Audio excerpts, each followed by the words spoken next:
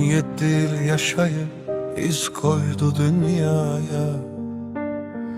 Duru bakış düz qəlbiyle yazıldı yaddaşa.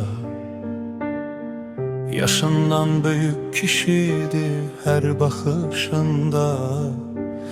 Əziz kimi bir uşaq gelmez bu dünyaya. Əziz canım əziz, əziz canım əziz, əziz canım əziz. Kasımın yanında dayanıp koruyan o idi. Zalimin önünde eğilmeyen yol idi.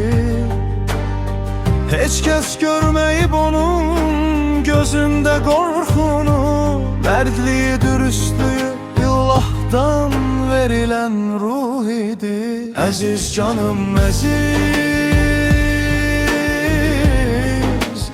aziz canım aziz, aziz canım aziz. Qara gözləri vardı, güləndə də parlardı. Elə gülürdü ki insan dərdini unudardı. Onu gören herkes bilirdi, bu uşaq ayrıydı. Sanki Allah özü güzelleştirip sonra çağırdı. Əziz canım əziz, əziz canım əziz, əziz canım əziz. Başta oyun her küçesinde onun nefesiydi. Her döngede bir izi, her adımda sesiydi. Onun geden yeri susmur sanki her daş değil ki. Aziz buradan keçip bu mahallenin nefesiydi. Aziz canım aziz, aziz canım aziz, aziz canım aziz.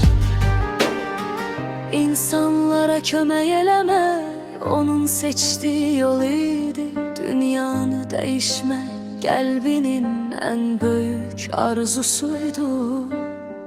Ölmeseydi vallah çok şey düzelderdi. Adalet için doğmuştu, bu onun ruhuydu. Əziz canım əziz, əziz canım əziz, əziz canım əziz. Bugün onu ananda yüreğimde bir nur yanır. Bilirəm o cennettedir, orada her şey tamamdır. Ümidim var ki biz de layık olsak bir gün. O aziz, o mert uşaq bize şefaatçi olacaktır. Aziz canım aziz, aziz canım aziz, aziz canım aziz.